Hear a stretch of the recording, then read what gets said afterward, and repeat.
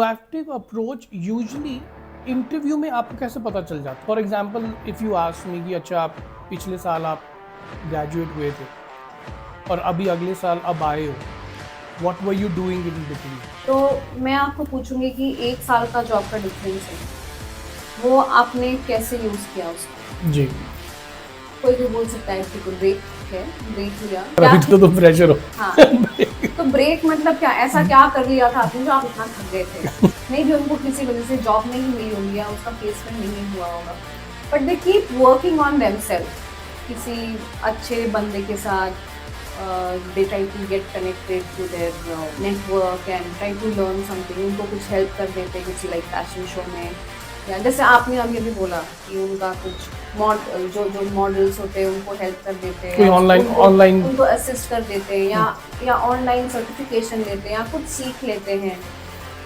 कोई लोग अपना अच्छे से लिंक्डइन बना लेते हैं, लिंक्डइन प्रोफाइल, उसमें अच्छे कनेक्ट्स लाते हैं। तो whenever you have connects, कहीं कोई ना कोई अगर शो हो रहा होगा तो आपको वो बुला ही लेगा अगर आपका कनेक्ट वो बन गया है। तो उसमें से आप बहुत कुछ सीख सकते हो। What time जब proactively put on yourself, enable yourself to do better। आपको पता है कि डिज़ाइन इंडस्ट्री की ग्रोथ 2024 में 25% हुई है, और ये एक रिपोर्ट है जो कि शूलिन यूनिवर्सिटी ने जारी की है, जिसका मतलब यही है कि डिज़ाइन इंडस्ट्री में बहुत ज़्यादा अपॉर्चुनिटीज़ बनने वाली है। अब डिज़ाइन इंडस्ट्री में इतनी अपॉर्चुनिटीज़ होने के बावजूद 3 ऐसे प्रॉब्लम्स हैं जिनके बारे में डिस्कशन करना बहुत ज़रूरी है।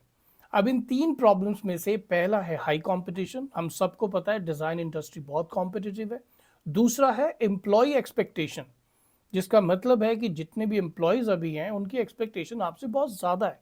और तीसरा है यूनिक वैल्यू प्रोपोजिशन, कि अगर आप किसी जॉब के इंटरव्यू के लिए जा रहे हैं तो आपके पास ऐसा यूनिक क्या है जिसको देख के वो लोग आपको चुने। और इन 3 प्रॉब्लम्स की वजह से हर एक डिज़ाइन प्रोफेशनल को अपने करियर में ग्रो करने में बहुत डिफिकल्टी हो रही है। और इन्हीं प्रॉब्लम के सोल्यूशन के अराउंड ही आज का हमारा पॉडकास्ट है, क्योंकि आज के जो हमारे गेस्ट हैं वो एक सीनियर मैनेजर है रिक्रूटमेंट में, और वो भी एक 20,000 करोड़ की कंपनी एल्टन इंडिया। हमारे गेस्ट का नाम है अपर्णा चटर्जी, जो पिछले 16 साल से रिक्रूटमेंट कर रहे हैं, और इन्होंने ऐसे रिक्रूटमेंट भी की है जिनका सैलरी पैकेज 75 लाख रुपए तक है। तो आज हम इनसे जानेंगे कि वो कौन सी चीज़ें हैं जो एक डिज़ाइन प्रोफेशनल को अवॉइड करनी चाहिए जब वो एक जॉब की सर्च कर रहा हो, जब वो इंटरव्यू की प्रिपरेशन कर रहा हो, और वो कौन सी चीज़ें हैं जिससे कि इंटरव्यूअर एकदम पुट ऑफ हो जाते हैं, जिनका मूड खराब हो जाता है जब कैंडिडेट्स उस तरह से बिहेव करते हैं, और वो किस तरह के बिहेवियर से बचे जिसकी वजह से जितने भी रिक्रूटर है उनका मूड खराब हो जाता है, और वो कौन से आसान टिप्स है जिसको यूज़ करके आप किसी भी रिक्रूटर के सामने एक सॉलिड प्रोफेशनल इमेजरी बना सकते। आज के पॉडकास्ट को बहुत ध्यान से सुनिए, because I am promising you कि आज का कॉन्वर्सेशन आपको हेल्प करेगा एक सक्सेसफुल करियर बनाने के लिए। Hi Aparna, how are you doing? I'm doing great. I hope you are doing so. I'm doing good too. Thank you so much for joining us on this podcast. My pleasure. क्योंकि आज we want to demystify the whole idea of placement. मैं जिस industry से आ रहा हूँ वहाँ पर placement is getting difficult by every day, और कई बार हमारे जो व्यूअर्स हैं उन्हें समझ नहीं आता कि how to prepare for interview, how to create a resume, what are the things that put the recruiters off. और आप पिछले 16 साल से ये काम कर रहे हो, more than 6,000 people you have recruited, and I think आपने ऐसी प्लेसमेंट की है जो शायद 75 लाख रुपए की सैलरी वाले लोगों तक को आपको प्लेस किया हुआ है। सो टुडे मेरा पहला क्वेश्चन है आपसे कि कौन सी वो चीज़ें हैं जो कि किसी भी कैंडिडेट को अवॉइड करनी चाहिए जब वो इंटरव्यू की प्रिपरेशन कर रहा हो या इंटरव्यू में बैठा हो। Okay, so thank you for giving the holistic picture.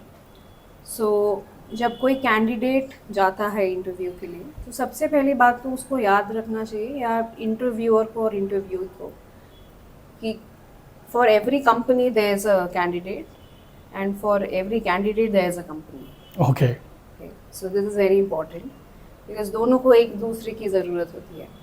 तो जब वो कैंडिडेट जाता है इंटरव्यू के लिए, उसको सबसे पहले तो याद रखना चाहिए that he has to give his best, but best में ऐसा कुछ नहीं बोलना चाहिए जो बाद में वो डिलीवर ना कर पाए। Okay. He has to be very authentic. So basically, nothing related to fakeness. कुछ इतना ऐसा कुछ फेक मत दिखाओ जो सामने वाला पकड़ ले, बिकॉज जो इंटरव्यू ले रहा है वो पहली बार तो नहीं ले रहा है, बहुत लोगों को वो काम है उनका। और एक बात है कि ओवर कमिट मत करो, Hmm. और बिकॉज आप अगर ओवर कमिट करते हो तो वो एक्सपेक्टेशन में कभी कभी बढ़ जाता है कि अगर एक फ्रेशर या एक बंदा कर रहा है तो सबको करना चाहिए, Hmm. Which is a very wrong expectation setting. तीसरी बात ये है कि डेस्परेट मत दिखाओ अपने आप को कि Okay. मुझे चाहिए ही। तो उस दौरान क्या होता है कि बहुत ज़्यादा डेस्परेशन में लोग ऐसा कुछ बोल देते हैं, ऐसा कुछ कर देते हैं जो थोड़ा ऑकवर्ड हो जाता है दोनों के लिए, फिर आगे जाके वो प्रॉब्लमेटिक हो सकता है। तो जी। जो आप हो, जो जितना आपने किया है, जितना आपने पढ़ाई में पढ़ा है या इंस्टीट्यूशन में सीखा है, वो आप बताओ। जो आपने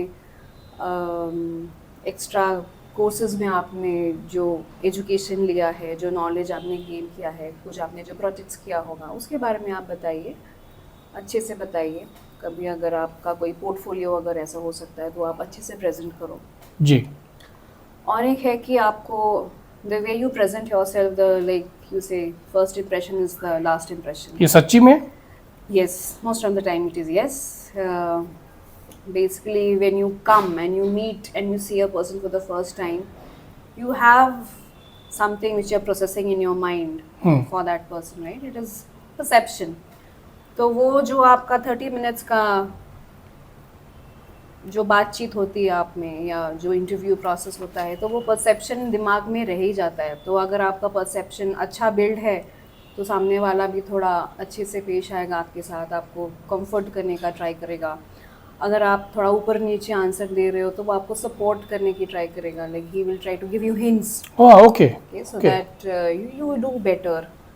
बट पहले अगर वो टर्न ऑफ हो गया आपके बिहेवियर से, आपके कपड़े से, आप जैसे आप वहाँ पे पेश आ रहे हो, सो इसलिए कपड़े अच्छे पहने चाहिए, अच्छे in the sense professional and which is comfortable also. Like for the ladies, we would always recommend to not to show any skin while you are interviewing, because Okay. वो थोड़ा disturbing हो जाता है सबके लिए।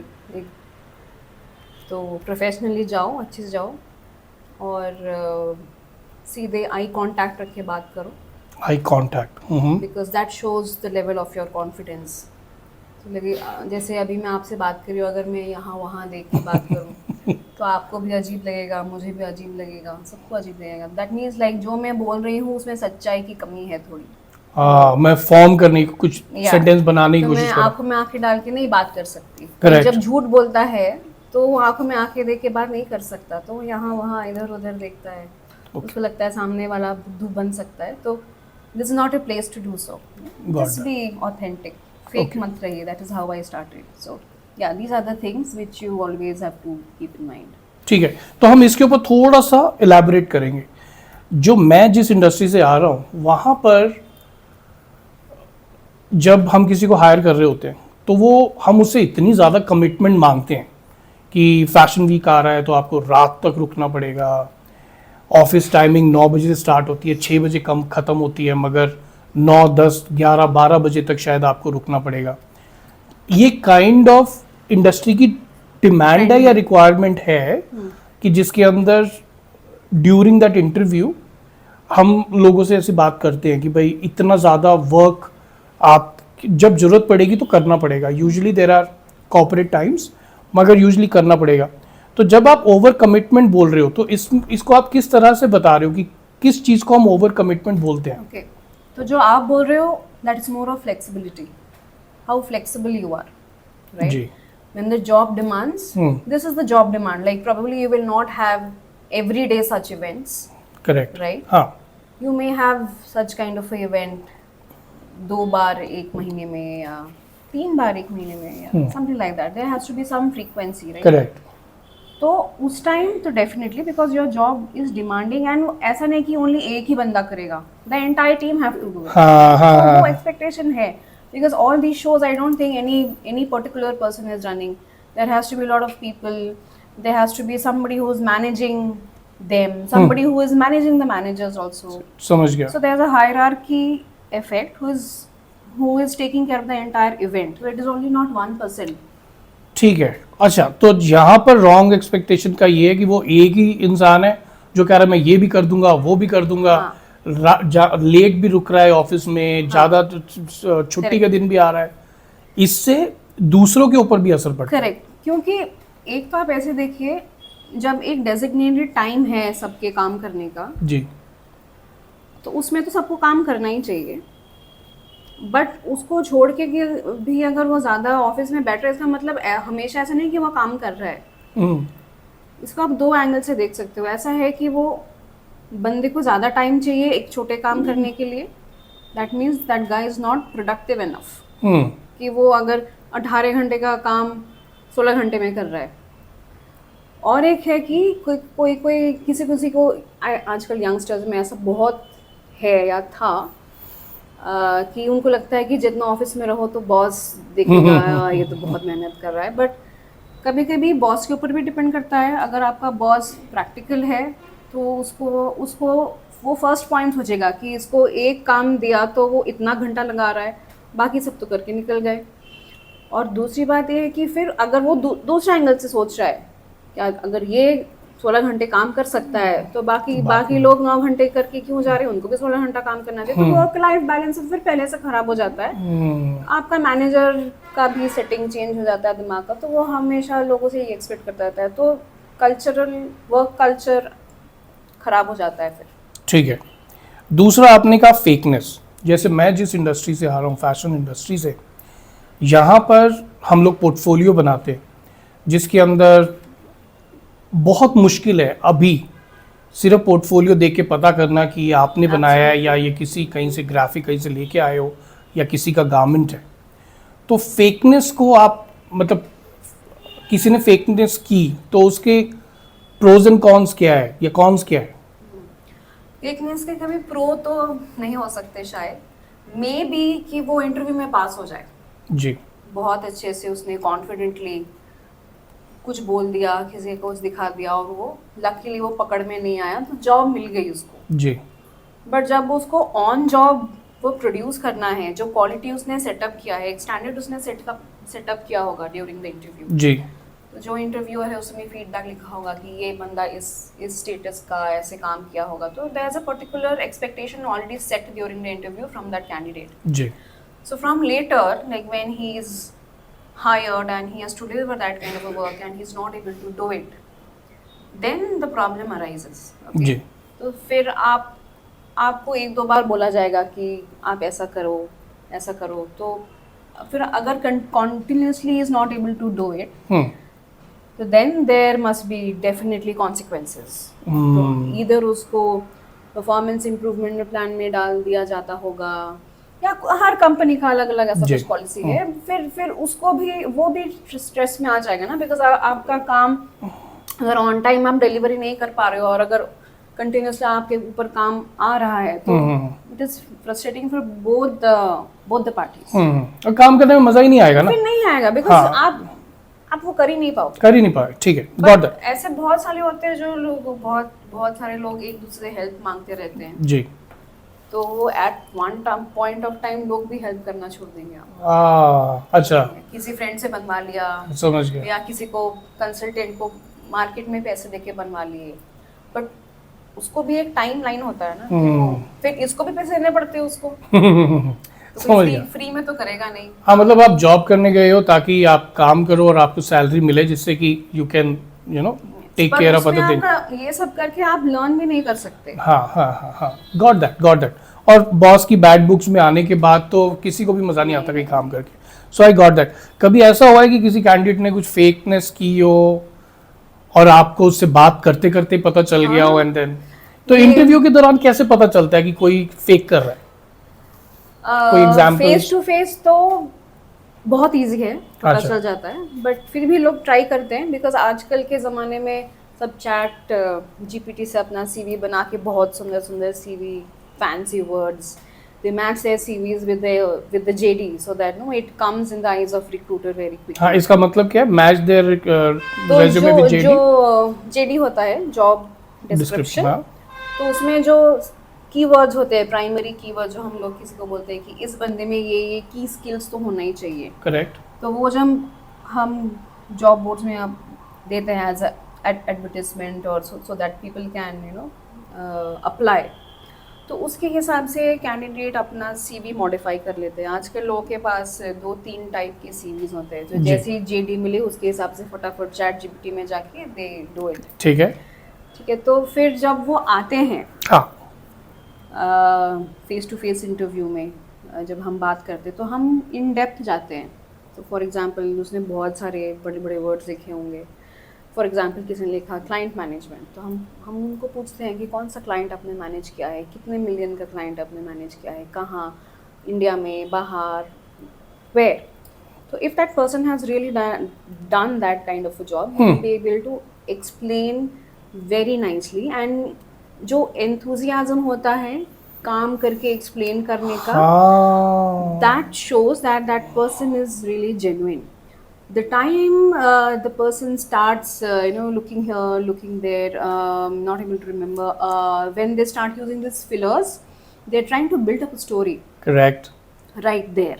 Okay, ये तो एक सिनेरियो है जो फेस टू फेस में बहुत जल्दी पता चल जाता है। और एक होता था, I mean just after covid when we stopped having the face to face interviews, तो कैमरे के सामने there used to be one person and beyond the camera there used to be one person, and they both used to lip sync. Ji, So there's a particular state in India who is very very famous for this, and then gradually we stopped taking people from that state. Anybody coming from that state, we will State not he ban हो गया। Yes. So we still know that there are good resources available in that state, but they ठीक do है। get into this complications. Got that, so वैसे आ जाते थे काफ़ी लोग, बट फर्स्ट डे में हमको समझ में आ जाता कि वो बंदा नहीं है जिससे हमने बात किया है। तो अब हम ऐसे बहुत लोगों को निकाल भी चुके हैं। तो दो चीज़ें समझ आ रही हैं मुझे कि एक तो फेस टू फेस इंटरव्यू में आप इंटरव्यूअर को बेवकूफ़ नहीं बना सकते क्योंकि उनका डे टू डे जॉब है। हाँ। दूसरा, अगर सच में मैंने 3 अलग अलग तरीके के काम किए अपने उसमें, तो मैं जॉब डिस्क्रिप्शन के हिसाब से मैं 3 रेज्यूमे बना सकता हूँ। हाँ। मगर जो रेज्यूमे आपके पास जाएगा, I should be authentic about it कि हाँ ये मेरा काम है। थोड़ा ऊपर नीचे तो चलता ठीक है, हाँ, हाँ, मगर like you can always say कि मैं इसमें काम करना चाहता हूँ, हाँ, बट मेरा हैंड्स ऑन नॉलेज नहीं है, बट मुझे थोड़ा नॉलेज है। So the time you say I have knowledge, but and the time you say hands on, then you have to actually prove yourself. got that. That is important. Okay, so this is fakeness. एक आपने और भी कहा कि desperate मत दिखाओ। अब जैसे बहुत सारे फ्रेशर्स हैं और अभी फैशन इंडस्ट्री में स्पेशली सप्लाई जैसे ज़्यादा होती जा रही है, डिज़ाइनर्स की जॉब्स कम है, अच्छी जॉब्स तो ज़्यादा ही कम है। तो ऑफ कोर्स जब किसी को जॉब नहीं मिल रही होती है और वो किसी अच्छी जॉब की इंटरव्यू के लिए जाता है तो थोड़ा डेस्परेट तो होता ही है। तो अब इस डेस्परेशन को छिपाए कैसे, और अगर ऑथेंटिकली डेस्परेट है तो how would you describe this? So getting a job in your dream company is an emotion.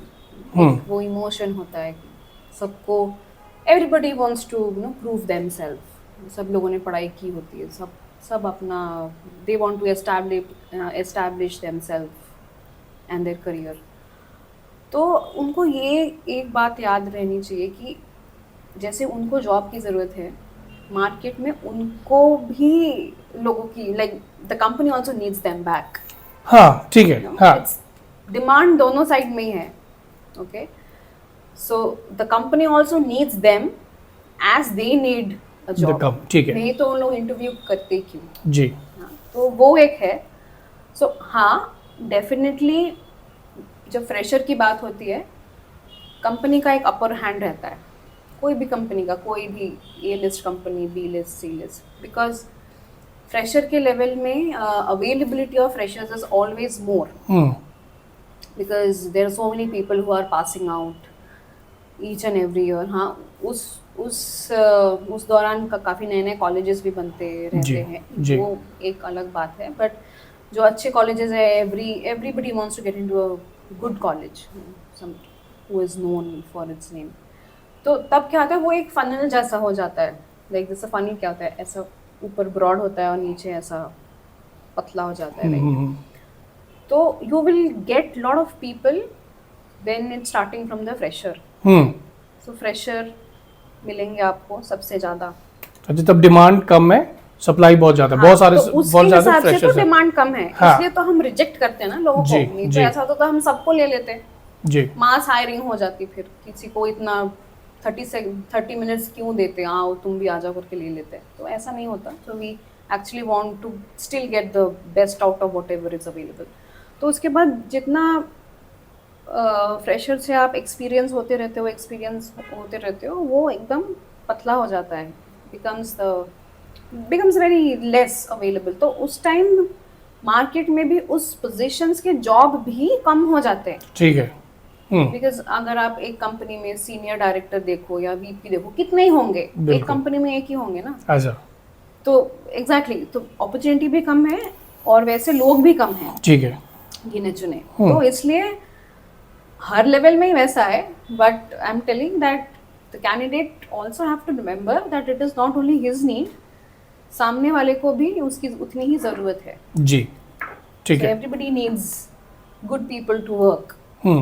तो जैसे आपने, मैं जब से आपसे बात कर रहा था तब आपने कहा था कि खुद को ओवर सेल नहीं करना है. या उसका मतलब क्या है, कोई एग्जांपल देके बताइए. ओवर सेल, फॉर एग्जांपल मैं कैंडिडेट हूँ, मैं गई एक इंटरव्यू देने. तो जितना आपके सीवी में है आप अच्छे से एक्सप्लेन करो. ये मत बोलो कि मैंने ये भी किया है, वो भी किया है, मैं ये भी कर सकती हूँ बिना कुछ के. ये मतलब इतना ज्यादा मत बोलो कि सामने वाले को लगे कि अगर इतना ज्यादा आता है तो अभी तक आपको जॉब क्यों नहीं मिली. अच्छा, ओके. तो वो ज्यादा कुछ कॉन्ट्रास्ट हो जाता है कि मैं इस बड़े लाइक आपके इंडस्ट्री में इतने बड़े फैशन पर्सन के साथ काम कर चुका हूँ, मैं उसको जानता हूँ, इसको जानता हूँ, मैं यहाँ पे घूम चुका हूँ इधर इधर. तो फिर देन इट डजंट रिलेट. जब रिलेट नहीं कर पाते, जब कोई लिंक नहीं होता, स्टोरी बैठती नहीं है ठीक से, तो वो थोड़ा ऑड लगने लगता है. ओके. तो एक तो ओवर सेल नहीं करना है, डेस्परेट नहीं दिखाना है. और फिर आपने बोला है कि क्लोथ्स, ठीक है. प्रोफेशनल आपने बताया कि एंड स्पेशली फॉर लेडीज आपने ये भी कहा कि ज़्यादा एक्सपोजिंग ना हो, ठीक है. तो प्रोफेशनल क्लोथिंग है क्या? Professional clothing is something definitely what I'm wearing right now. But apart from this, whatever looks good and which actually doesn't distract anybody's attention. Okay. Okay? Because आप किसी के साथ काम कर रहे हो, उनका पूरा फोकस आपके बातों पे होना चाहिए, ना ही आपके कपड़े पे या कुछ सरक रहा है या उठ रहा है या कुछ दिख रहा है. प्रेस नहीं है, चीजें प्रेस नहीं है, कुछ फटा हुआ है. हाँ. तो ये वो सब ये हमेशा नहीं है कि आप बस रिवील ही करो. बहुत सारे मेल कैंडिडेट्स भी होते हैं जो एकदम क्रश्ड शर्ट पहन के आ जाते हैं, चप्पल जैसी चीजें पहन, कार्गो जैसी चीजें पहन के आते हैं, तो हम उनको वापस भेज देते हैं. So that also shows and how ready you are for the job. ठीक है. That shows because when you get up in the morning, try to dress yourself, you are putting an effort to make yourself present. Correct. To present yourself to the world. So that thought. For a professional environment. Yes. अभी interview के लिए जा रहे हो तो एक professional environment में जा रहे हो. Like interview के बाद भी. हाँ. Like you have to continue to do this. You have to get into a practice कि लोग आपको जब याद करें, वो आपको अच्छे उसमें याद करेंगे, जैसे फटे कपड़ों में या गंदे कपड़ों में या वल्गर कपड़ों में इमेजिन ना कर सके. Got that. So that is very important. Yes, as I told you that first impression is always the last impression. So dress well, present yourself well. So वहीं पे आपका 30% काम तो वहीं पे हो जाता है. Okay. So एक बात बताइए, जैसे कई बार लाइक फैशन इंडस्ट्री में इट्स वेरी ग्लैमरस इंडस्ट्री और बड़े बड़े डिज़ाइनर्स हैं जिनके पास कॉलेजेस से बच्चे जाते हैं एंड सो एक तरह का इम्प्रेशन दिखाने के लिए कि we are very fashionable. Sometimes कुछ ऐसे कैंडिडेट्स भी होते हैं जो अपने वो स्पगैटी स्ट्रैप को पीछे कर रहे होते हैं या अपने बालों को पीछे कर रहे होते हैं या खुद को संभाल ही रहे होते हैं मोस्ट ऑफ द टाइम, जब वो बात कर रहे हैं तो बालों को पीछे कर रहे हैं, तो फिजिटिंग बहुत करते हैं। तो I mean what do you think of that? You as a recruiter, अगर आपके सामने कोई ऐसे कर रहा हो तो what impression you get? I will be irritated to talk to that person because if you are not ready, you cannot present your thoughts.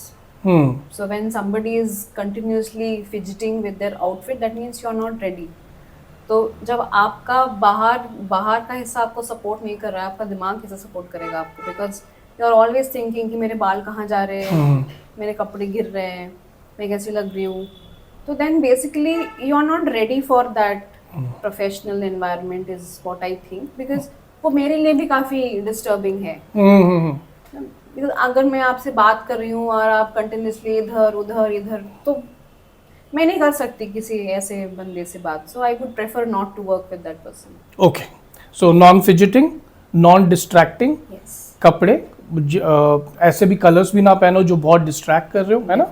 ऐसे प्रिंट्स मत पहनो जो बहुत डिस्ट्रैक्ट कर रहे हो, एंड ऑफ कोर्स ऐसे बॉडी शेप्स भी मत पहनो जो अगले को इतना ज़्यादा डिस्ट्रैक्ट कर दे कि आप इतना ओवर साइज कुछ पहन के आए हो, क्योंकि वो ट्रेंड में है कि that other person is instead of trend is definitely there. बहुत चीज का आजकल ट्रेंड चल रहा है, but you have to dress for the occasion. That is always you have to remember. Or especially people who are in the fashion industry, I think they should know the best कि कहाँ पे क्या पहन के जाना चाहिए। Correct. Right? Yeah. You always dress for the occasion. तो ऐसा तो कुछ फ्रेंड के साथ जो आप पहन के जाओगे for a night out, you will not wear that.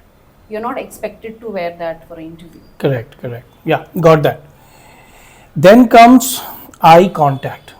Now, specially after this whole social media, लोग ज़्यादा से ज़्यादा फ़ोन्स पे हैं, और शायद इस तरह के इंट्रैक्शन सीनियर्स के साथ या किसी के साथ जहाँ पे आई टू आई कॉन्वर्सेशन की प्रैक्टिस ही कम है। सो डू यू थिंक कि अगर कोई आपसे आई टू आई कांटेक्ट करके बात नहीं कर रहा है, फिर भी आप समझ सकते हो कि ये जो बात कर रहा है बहुत ऑथेंटिक है, it's genuinely they not able to see you? क्यों नहीं कर पा रहे? अच्छा, okay, because most human trait है ये, इंसान की फितरत हाँ, इसको सीखना नहीं है, ये ह्यूमन ट्रेट है। आई मीन किसी के साथ भी हम बात करते हैं तो फेस टू फेस आंखों में आंख डाल के बात करते हैं, राइट? करेक्ट। तो ऐसा क्या मैंने ऐसा क्या पूछ लिया, या ऐसा वो क्या बोल देगा जो मेरी तरफ देख के बात नहीं कर पा रहा है? करेक्ट। तो दैट कम्स लाइक व्हाई। सो अगर उसकी पर्सनालिटी ऐसी है कि अगर वो शाई भी है, तो then he really has to prepare himself before he comes to this industry. Okay. Because this industry, I think, or any kind of industry, you have to face people. Because ये solo में काम तो नहीं कर सकते, right? Correct. You have to be in a team. You have to, apart from your careers, you also have a team management or team building things which you have to do. जिसका rating भी होता है, every time it is rated. So that is one of the most important things. So it is not only for that particular interview, that will be judged throughout. Correct. So इसलिए हम first level पे वो judge कर लेते हैं कि क्या है. So that is. और another thing is when candidates come and their phone rings, it is like really annoying. Okay. Because when you know that you are in a very important meeting, your phone should not be ringing. Correct. Put Correct. it off.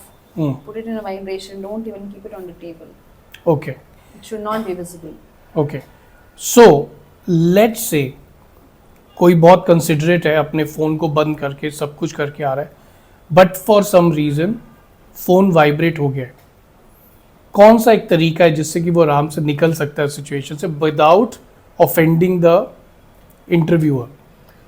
Phone vibrate हो गया, ज़्यादा से ज़्यादा वो table से उठा के अपने पॉकेट में, नहीं तो बैग में रख सकता है जी, क्योंकि अगर वो पॉकेट में रखेगा तो वो डिस्टर्ब रहेगा कि बार बार उसका फोन बज रहा है. But ji. it is best to keep it in a locker when he is getting into a meeting, or keeps it in his bag. Okay. It's the best way, because it's 30 minutes of shot. You can skip taking your any calls. So give your best.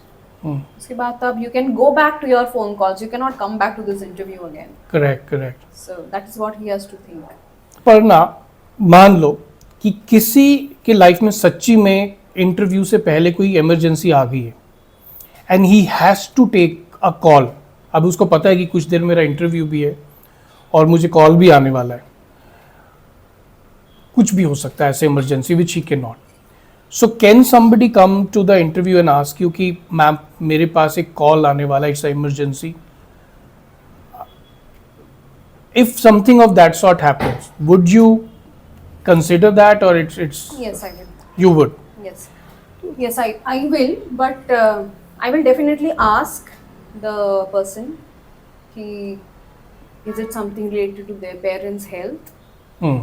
or anything which is a make or break. Correct. So yes, and I would also appreciate that person to be so open about it. Correct. Got it. Yes, I would definitely. But again, if the phone keeps on ringing multiple times, I would ask the person to take a different slot and again meet me. Got that. I will let that person go, but I will give that person a different chance, Got another time slot. Got that. क्योंकि वो तब concentrate कर भी नहीं नहीं पाएगा. कर पाएगा. Got that completely. So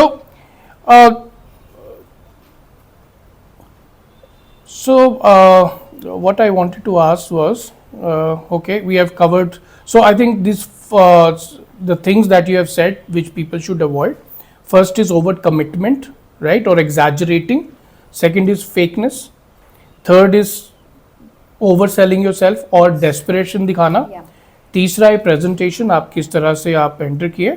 और चौथा है जब आप बात करें तो आई कांटेक्ट बना के रखो ताकि जो आपसे जो इंटरव्यूअर है वो उसको समझ आता रहे कि आप जो बोल रहे हो वो सच बोल रहे हो. और वो interested भी है. Interested He is भी है. interested in the conversation. Got that. Okay, so now my second, lot of time अभी क्या हो रहा है कि जब डिज़ाइनर्स को या किसी भी क्रिएटिव फील्ड के इंसान को जब जॉब मिलती है तो जॉब मिलने से पहले लोग बोलते हैं कि आप सबसे पहले एक प्रोजेक्ट करो. ठीक है, एक हफ्ते का प्रोजेक्ट हो सकता है, एक महीने का प्रोजेक्ट, नॉट महीने का, एक हफ्ते का प्रोजेक्ट होता है या 3 दिन का प्रोजेक्ट होता है जिसके अंदर you have to work on something. अब कई यंग कैंडिडेट सोचते हैं कि इन्होंने तो हमसे फैशन डिज़ाइन करवा लिया और जॉब तो दी नहीं, तो क्यों करते हैं इंडस्ट्री में ये प्रोजेक्ट क्यों दे देते हैं किसी को हायर करने से पहले? That is the way it is one of the test. And for example एक एप्लीकेशन के लिए आपको 50 कैंडिडेट्स मिले. 50 कैंडिडेट को आप नहीं इंटरव्यू पे बुला सकते. It is not feasible because आपके लिए वो जगह चाहिए, वो टाइम चाहिए, वो पेशेंस चाहिए, वो लॉजिस्टिक चाहिए, बहुत कुछ चाहिए इंटरव्यू के लिए. And it is cost. लोगों को समझ में नहीं आता कि इसमें कॉस्ट भी इन्वॉल्व होता है, कॉस्ट होता है. तो इसलिए वो एक स्क्रीनिंग टाइप का होता है. सो आपने तो किया ही है काम, आप उसी बैकग्राउंड से आ रहे हो, तो किसी ने अगर आपको बोला कि फटाफट डिज़ाइन बना के दो, उसमें कोई बड़ी बात नहीं है. अगर आप क्रिएटिव हो, अपने आप में वो है वो बात, तो आप कर लोगे. I think it is people who get these kind of things are very lucky to show their ability to a person so that they can be screened well. Because ऐसे में बातों का मुझे नहीं पता कि कितना इन्फ्लुएंस हो सकता है. आप करके ही दिखा सकते हो फैशन में, राइट? करेक्ट. बिकॉज आपका जो क्रिएटिविटी है आपके दिमाग में, how you are putting into paper and colours और materials, whatever it is, that definitely needs something hard, in a hard copy or anything like that to present. समझ गया. तो फाइनल टेस्ट है एक तरह से. हाँ, कोई कंपनी ने हमारे लाइक जैसे आईटी में क्या होता है, तो हम अगर यूआई यूएक्स के डिजाइनर होते हैं, हम उनको बोलते हैं तुम्हारा लिंक दिखाओ, तुमने बनाया क्या है अभी तक. उसके हिसाब से हम, अगर हमको पसंद आता है तब हम उनको बुलाते हैं. अगर नहीं पसंद आता, यार ज़्यादा कुछ उस बंदे ने किया नहीं, यार बहुत ही मतलब जनरल टाइप का जो किया है, जो कोई भी बना सकता है, then we don't call that person. ठीक है. अब मैं कुछ इंटरव्यू के क्लीशे क्वेश्चंस के बारे में बात करूंगा जो पूछे जाते हैं और जिसके लिए मैं आपसे एक टेम्पलेट मांगूंगा जो आप जिसको जिसको यूज करके सारे व्यूअर्स अपने उन क्वेश्चन के आंसर रेडी कर सके। सबसे पहला, इंट्रोड्यूस योरसेल्फ। क्या मतलब होता है introduce yourself? Is it that I want to know you personally और I want to know your skills? What does the recruiter wants to hear. Wants to hear? क्या एक्सपेक्ट कर रहा है कि Okay. Introduce yourself? सबसे ज़्यादा difficult होता है अपने बारे में बोलना, बट सबसे ज़्यादा खुद को अपने बारे में ही पता रहता है. जी, But it is the place and the time limit, okay, and the occasion. So they should be prepared a bit because it is a very very common question. So I would recommend all the freshers or whoever is looking for a job to prepare this, stand in front of the mirror and say it often and loud, so that you get into a practice of saying this. तो इसमें क्या क्या बोलना चाहिए क्या नहीं बोलना चाहिए, I will tell you Gaurav. So basically you start with your name. आपका नाम क्या है? You touch upon a bit from which place you are coming from, and little bit about your parents, your mother, father. Don't go very deep into it, and just tell what profession they are in. Well, that is important. Your father is doing what, your mother is doing what. That's all. You don't have to go to their age and from where they are and all those things. And number of siblings if you have, and just tell them that exactly what is their profession. correct. You don't have to say that. You don't have to go into detail at all. Just touch base. जी. And then if you are married, you can tell about your spouse, your marital status. That's all. And marriage if you- spouse के बारे में उनका ये भी बताना कि that person हाँ, अगर वो काम कर रही है या काम कर रहा है, आप बता सकते हो. And if it from the same industry, लोग प्रेफर भी करते हैं. जी जी जी. क्या पता कल उनको भी आपकी कंपनी में ओके. बुला ले, तो ये भी है. And then if you have your kids और anything, then you can also tell about. So आप अपने फैमिली के बारे में सब बता सकते हो, but just touch base, not something very in detail until you are asked. Got that. So अब जो फ्रेशर्स होंगे यूजुअली वो मैरिड लेके चलते हैं कि नहीं होंगे. नहीं होंगे. तो अभी मैंने अपना नाम बताया, प्लेस ऑफ बर्थ बताया एंड मदर फादर के बारे में बताया, और उसके बाद अब मैं क्या बता सकता हूँ? ओके, तो जो आपका इंटरव्यू ले रहा है उसने आपकी सीवी पहले से पढ़ के रखी है, और फ्रेशर की सीवी में ज़्यादा कुछ होता नहीं है. You no, it's just one page. और एक चीज़ कैंडिडेट को याद रखना चाहिए कि रेज्यूमे बुकलेट मत बनाओ. Just keep it very short and simple. मतलब ज़्यादा कुछ लिखने का नहीं है. अगर आपको कुछ दिखाना है तो जैसे हमने पहले जी. we discuss that, you know, you show your portfolio, तो उसमें काफ़ी कुछ काम निकल जाता है. तो उसमें you have to speak more about things which is not in the resume, yeah? Because if you're for example. for example that if you are a fresher, so have you, like in your school days, what were you good at? Okay. Okay. अच्छा, कोई भी achievement हो.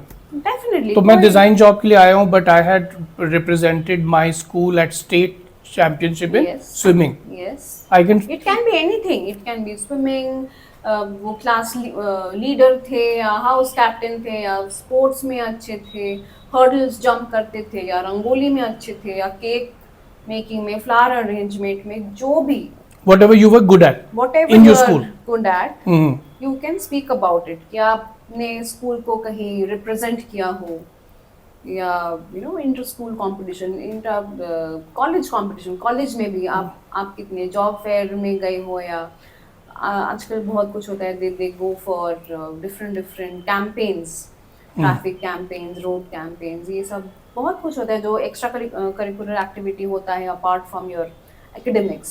Got that. So how active were you? You know, it shows your involvement in the society and what values you have added. So those are very important. You can और talk जैसे about college them. में design college में तो usually इतने कभी कोई fashion week होता है तो उसके अंदर हेल्प कर दी आपने, Definitely. या किसी के लिए मॉडलिंग की या किसी को फोटोग्राफी में हेल्प कर दी, तो इस तरह के बहुत सारी चीजें छोटी छोटी चीजें हैं वो तो CV में नहीं शायद होता, आपको वो लगती CV में है- नहीं होता है, हाँ। बिकॉज आपको लगती है कि ये तो बहुत छोटी सी बात है, बट सामने वाले के लिए वो छोटी सी बात नहीं है। You know that we called as proactive approach.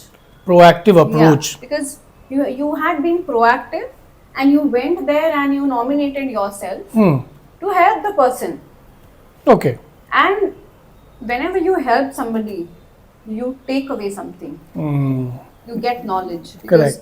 you see what is happening behind the curtains, behind the stage, how because you look at people who are already famous or who are good at their job doing, like जैसे आपने बोला कि कितने fashion shows होते हैं, so there are maybe like branded people who are with big names who are running, so you just be there and you just feel the ambience, got that. so you will definitely learn something.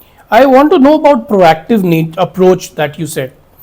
Proactive approach usually interview में आपको कैसे पता चल जाता है? For example if you ask me कि अच्छा आप पिछले साल आप ग्रेजुएट हुए थे और अभी अगले साल अब आए हो, what were you doing in between? Correct. तो क्या मेरे जवाब से आपको मैं प्रोएक्टिव हूँ या नहीं हूँ पता चल जाएगा? हाँ. कैसे? तो मैं आपको पूछूंगी कि 1 साल का जो आपका डिफरेंस है वो आपने कैसे यूज किया उसको? जी। कोई बोल सकता है टुक अ ब्रेक, हम्म। ठीक है, ब्रेक लिया। पर क्या अभी तो किया? अभी तो तुम फ्रेशर हो। हाँ, तो ब्रेक मतलब क्या, ऐसा क्या कर लिया था आपने जो आप इतना थक गए थे एट योर प्राइम एज? हाँ। कोई होते हैं जो अपने आप को मे बी उनको किसी वजह से जॉब नहीं मिली होगी या उसका प्लेसमेंट नहीं हुआ होगा, but they keep working on themselves. उन लोग कहीं जाके किसी अच्छे बंदे के साथ they try to get connected to their network and try to learn something. उनको कुछ हेल्प कर देते हैं किसी लाइक फैशन शो में, या जैसे आपने अभी अभी बोला कि उनका कुछ जो मॉडल्स होते हैं उनको हेल्प कर देते हैं, कोई ऑनलाइन उनको असिस्ट कर देते हैं, या ऑनलाइन सर्टिफिकेशन लेते हैं या कुछ सीख लेते हैं। कोई लोग अपना अच्छे से लिंक्डइन बना लेते हैं, लिंक्डइन प्रोफाइल, उसमें अच्छे अच्छे कनेक्ट्स लाते हैं। So whenever you have connects, कहीं कोई ना कोई अगर शो हो रहा होगा तो आपको वो बुला ही लेगा अगर आपका कनेक्ट वो बन गया है, तो उसमें से आप बहुत कुछ सीख सकते हो। तो how much what time you have proactively put on yourself to enable yourself to do better. Okay. और वो आप अलग से अगर अच्छे से बता सकते हो जो आपने CV में नहीं लिखा है, तो that is a proactive thing. Got that. College में बहुत कुछ प्रोजेक्ट्स होते हैं, तो कॉलेज में तो है वो आपको करना ही है जी। उसको छोड़ के उसके अलावा आपने क्या किया है, तो that is a value addition. Because उसके लिए आपको वो चीज़ ढूंढना पड़, वो that for that you have to like search about it and you have to sometimes spend money, you have to put your time, energy, so that is definitely called a proactive approach. Okay. और interview में जब hobbies बोला जाता है तो क्या हमें अपनी वो हॉबीज बतानी चाहिए जो मेरे प्रोफेशन के पास हो, कि भाई मुझे ट्रेंड स्टडी करना पसंद है या मुझे स्केचिंग करना पसंद है, या जो हॉबी होती है जो इंटरव्यू में सब कुछ जेडी के साथ लिंक करके नहीं बोलना चाहिए तो वो कुछ ज्यादा ही ऐसा like I said over cell. अच्छा। तो हर चीज में अगर आप बोलोगे क्या क्या पसंद है, मुझे बस स्केच करना पसंद है, डिजाइनिंग करना पसंद, ओके ठीक है, we understand that is your passion, but hobbies is something which you do to relax yourself. Correct. तो वो अगर आप ऑथेंटिकली बताओ तो ज्यादा अच्छा रहेगा। Like don't try to copy paste your personality with the job description is what I am trying to say. Got that. यहाँ पर दो कैंडिडेट्स हैं, एक कैंडिडेट जिसके पास कॉलेज के 10 प्रोजेक्ट है, कॉलेज के 5 प्रोजेक्ट है बहुत अच्छे से किए हुए, और एक दूसरा कैंडिडेट है जिसके पास कॉलेज के वो 5 प्रोजेक्ट तो है ही मगर वो उतने अच्छे नहीं किए हुए, किसी तरह से किए हुए, मगर उसके पास 5 और प्रोजेक्ट्स है जो उसने इधर उधर डिज़ाइनर्स के पास इंटर्नशिप करके वहाँ से हासिल किए। तो इन दोनों में which one will you choose and why? इस सिनेरियो में मैं दोनों का इवैल्यूएशन तो करूँगी जी, बट मुझे लगता है जो सेकेंड वाला कैंडिडेट है, I would want to go with that candidate, क्योंकि उसने इंटरनल अपने प्रोजेक्ट्स तो किए ही है, बिकॉज वो तो करना ही है। बट उसने बाहर जाके भी बहुत ट्राई मारा है, बिकॉज उसने Hunt किया है। हंट किया है, he has given time and like just now I said कि उसने अपना फोकस डाल के वो चीज ढूंढी है, रिसर्च किया है, तो दैट शोज हिज इंटरेस्ट कि उसको और भी सीखना था. Correct. And I'm very sure he must have learned more and in a more practical approach, because college में तो एक academic way होता है जो सबको वैसा ही सिखाया जाता है, बट जो कॉलेज के बाहर आके जो आपने अपने से पर्सुअल किया हो, that is your way of learning or your choice of learning, तो उसमें आपका इंटरेस्ट भी ज़्यादा होगा, आप अच्छे से सीख भी सकते हो.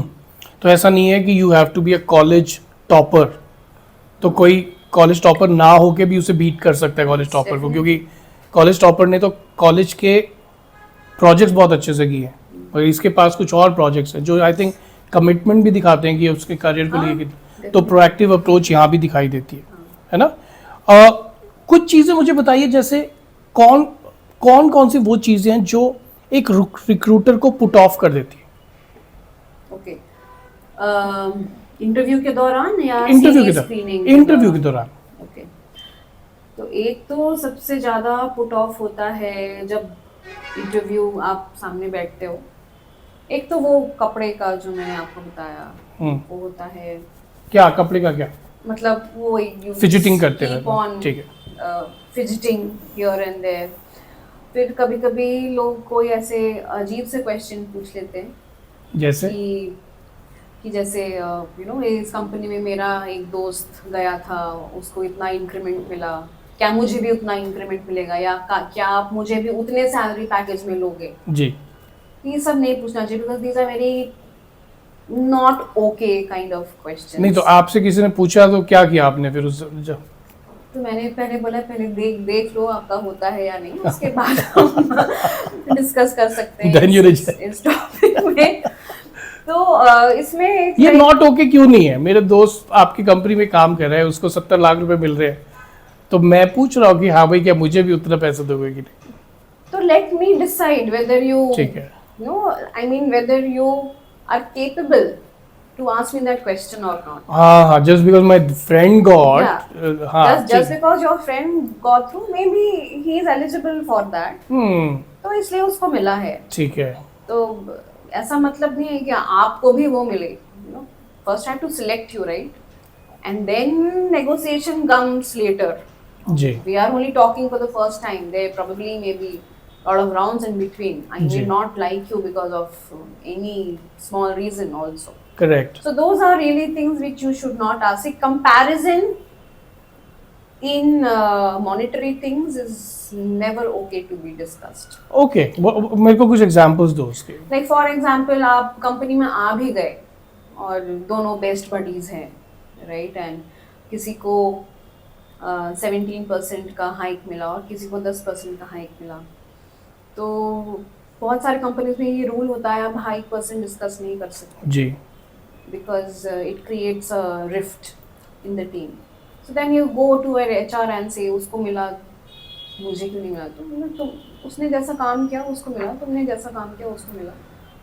तो these are things are considered to be very non-professional. जी जी. तो ऐसे और कौन से नॉट ओके क्वेश्चंस है जो people should avoid asking? जिस कंपनी के लिए आप इंटरव्यू देने गए हो उनके बारे में मत पूछो. I mean, you are gone for a company, so you should be already knowing most of the stuff. Don't go to the interview and say आपकी कंपनी क्या करती है. ठीक है. So you should already know कि आपकी company क्या करती है. तो अगर आपको नहीं पता आप कैसे आए हो यहाँ पे. ठीक है. तो मान लो मैं एक डिज़ाइनर है राहुल मिश्रा, उनके पास इंटरव्यू के लिए बैठा हूँ और इंटरव्यू हो गया है और एंड में उन्होंने पूछा कि do you want to know anything about my company. तो किस तरह की चीज़ें मैं पूछ सकता हूँ उनसे जिससे कि वो ऑफेंड ना हो और जो genuinely I want to know. तो what are the kind of things? So you can ask कि in the next 3 years what is your company's expansion plan. ठीक है. अगर if your company is expanding or it is taking up any new products future plans of your company? Mhm. What is the revenue they have generated? Oh, you can ask. Definitely you can ask because it is there in Google. ठीक है. You can definitely ask. And you can also ask कि, what would be my career growth? Okay. This you can definitely ask that, you know, where will I have opportunities to grow in your companies and all those things. So these questions you can ask. Okay. So don't ask too much, but 3-4 questions should be good enough. Don't ask anything personal about the interviewer. अच्छा, okay. That are you married? What have you to do with that? Okay, got that. Lot of time interviewers, they have asked, like, since I teach a lot of postgraduate students and graduate students, some girls have been asked कि are you married? शायद वो उनके resume पे नहीं था, but it was asked. ठीक है. So what is the intention of that recruiter to ask you are married, or what is your marriage plans?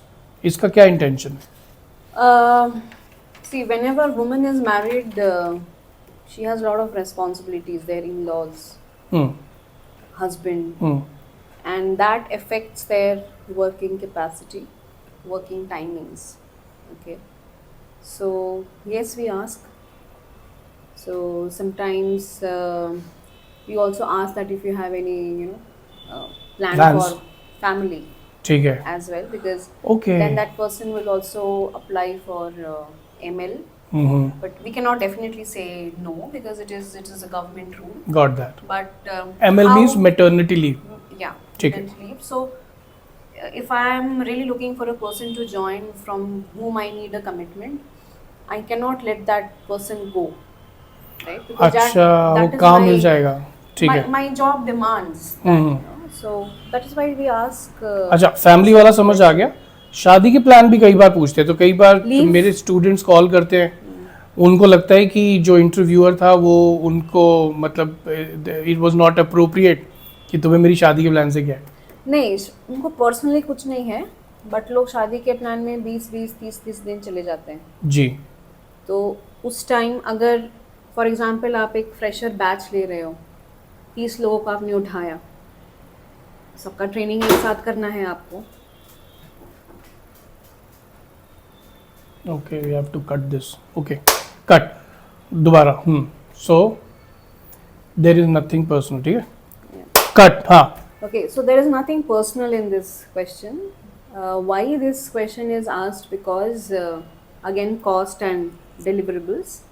Because for example, you have taken a batch of 30 people, freshers, all needs to be trained together. Individual training is not possible.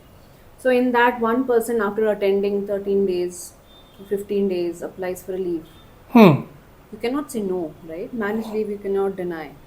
But then what happened to who will train that person alone? Because that will take again extra cost, extra time, extra effort. Got that. So that is why these questions are asked. So there is nothing personal. Nobody has to do with your marriage or anything. It is all cost, deliverables, time. Okay. So I think all these questions are strategic. Yes. क्योंकि आप अपनी team build कर रहे हो और उसमें आप कुछ प्लेयर्स ले रहे हो. ठीक है. And you know what ever personal life जो भी उनके परफॉर्मेंस को अफेक्ट करेगी, आप इसलिए वो क्वेश्चन पूछते हो. तो it is completely valid to ask, है ना. Yes. Okay. And you know interview में एक और चीज़ है जो है एंग्जाइटी. यू नो फ्रेशर्स के साथ होती है. स्पेशली. तो इफ somebody is anxious, है ना, ऑब्वियसली एंग्जाइटी में आपको चीज़ें याद नहीं रहती. You don't perform the best, you don't present yourself as the best. So if somebody comes to you who is anxious, recruiter को क्या समझ आता है उस टाइम पर? हमको समझ में आ जाता है. We get to know that the person is anxious because sometimes people sweat. You know, they use lot of hand gestures to remove their sweat, and they fumble. They breathe heavily, so we also get stressed out at the same time. So we give them couple of time, अच्छा. like couple of minutes to settle down. We ask them for coffee, tea, at least water, and then we take up the interview process on a very lighter note. Okay. So we start questions like, okay, where do you stay? Okay, how was the traffic? How was the weather outside? Like, so ask questions which is not linked to the career. तो naturally बता सकते हैं जिसका So that sets up a tone. Got that. Okay, and you will also have some time to give some relaxation to the candidate, and the candidate also feels okay. Like once you have that connect with that person, that you have a lighter laugh and all those things, then you can jump to your interview questions. Okay, So हाँ. It is also the interviewer responsibility not to create a hostile environment. So you have to be little reasonable also, because yes, we understand that you are at the authority when you are asking questions, but the front person is also a human being who's trying to give his best shot or her best shot.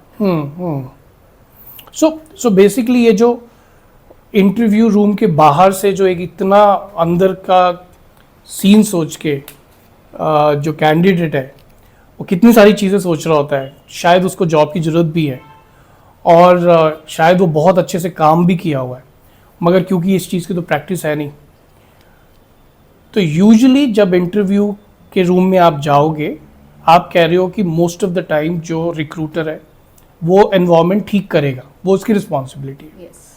है ना? Yes. तो ठीक है. So I think that would be a great thing for all the people who are aspirant and who are looking at this interview कि घबराना नहीं है interview room के अंदर जाने के बाद. Just go with the flow. Go with the flow, okay.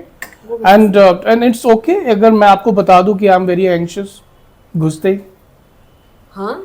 okay, तो ठीक है. So I'm very anxious, or you know, if also let's say while coming to give that interview, something something happened on the way which has upsetted me, क्या आप ये चाहते हो कि मैं उस अपसेट को रिजॉल्व करके अंदर आऊं, या मैं आपको बता भी सकता हूं कि ma'am something happened which has upsetted मी?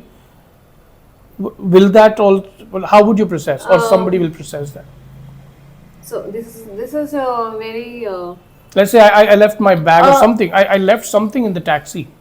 जो एक और भी चीज़ थी, मेरे मेन बैग के साथ कुछ और भी था जो टैक्सी में रह गया, और बिकॉज ऑफ एंग्जाइटी, और my portfolio was left in the taxi, and like I'm like really upset about that, and then maybe now I don't have that portfolio to show you. So how do you think that person should behave when they come to you? okay. So if it is something really important, your purse, your phone, or portfolio, I would give that person a second chance. Okay. I would let that person go, because that 30 minutes will be very dreadful for him, and probably not productive for me at all. Okay, so because he will not be able to deliver his best, and because I know that the person is not able to do it, for me it is of no use. फायदा I क्या will- है? हाँ, yeah. फायदा ही नहीं है. तो वो उस टाइम बात करने का कोई मतलब नहीं है. जी. I will let that person sort the issue, go call the cab driver, get your things, come back again with your peaceful mind, so that conversations are productive enough. Okay. एक और चीज़ है, जैसे डिज़ाइन इंडस्ट्री में you know it is about glam, and it is about presentation, it is about how you look, aesthetics, lot that. उसके अंदर एक English वाला part भी है. अब यूजुअली डिज़ाइन इंडस्ट्री में आप कहीं पर भी काम कर रहे हो, 90% you have to use the local language, क्योंकि आप कारीगर के साथ काम कर रहे हो, मास्टर जी के साथ काम कर रहे हो, जो कपड़े लेके आ रहा है आपके फैब्रिक वेंडर के साथ काम कर रहे हो, तो usually English is not spoken that much. 10% yes, and in some jobs उसके अंदर कुछ डिलीवरेबल होगा जिसके अंदर शायद इंग्लिश थोड़ी सी ज़्यादा हो. तो अगर इंग्लिश के ऊपर उतनी अच्छी पकड़ नहीं है किसी की, what would you advise them as a recruiter? How do you assess somebody who is like really trying to speak a language that they don't know, जिसकी वजह से वो अपना जो स्किल है वो भी नहीं बता पा रहे? तो how do you evaluate that? So it again depends on the kind of job you are doing, you know, because language is something you will not learn overnight. तो मैं कितना भी बोलूँ, आप न्यूज़पेपर पढ़ो जोर जोर से, इंग्लिश मूवीज देखो, अपने आप से इंग्लिश में बात करो, नहीं होगा, नहीं होगा, because after a certain age you can not learn languages. Overnight तो नहीं हो सकता, धीरे धीरे जॉब में रह के सीख जाओगे, मगर ऑन जॉब आप सीख सकते हो, but that you have to take a risk, okay, and you also have to or probably try to understand whether that person how much that person is okay to learn. But again it is your judgment, because the candidate will definitely say, ma'am, I will try my best, right? So it is always recommended that even if the person is very good at his work, but if that job role demands something who has good command over the language, you go for that person. Else, for your decision, there will be people who will be affected. अच्छा, okay. Because आपने उसको ले लिया, because उसका skills बहुत है, हाँ, उसका skill बहुत है, पर वो communicate नहीं कर सकता उस language में. तो but communication is the key to everything. Got that. If you don't understand and if you're not able to express your needs to such kind of mass which you just said, you will not be able to get your job done. ठीक है. तो जो जिस चीज का requirement है, it is better to stick to that and not be emotional about it. Got that. Like lot of time, जैसे design students आते हैं और वो कहते हैं कि सर इज इट ओके कि मैं हिंदी में बात करूं, तो मुझे पता है कि डिज़ाइनिंग जॉब में इंग्लिश का रोल बहुत कम है, बिकॉज तुम्हें पैटर्न मास्टर के साथ मुझे ये लगता है कि अच्छा तुम्हें हिंदी आनी चाहिए, नहीं तो तुम्हें सिर्फ अगर इंग्लिश आती होगी then it will become very difficult कि आप मेरे कारीगर से बात कैसे करोगे. ठीक है, जितने अगर तुम चांदनी चौक में जाके कपड़े खरीदने वाले हो और वहाँ पर आप सिर्फ आपको हिंदी, हाँ, तो वहाँ तो कई बार फ़र्क नहीं पड़ता. ठीक है, मगर यस, अगर you have to write a mail to a buyer आपको कॉल कर रहा है बाहर से, यूएसए से, और आप उसको जवाब नहीं दे पा रहे, तो ऑफकोर्स.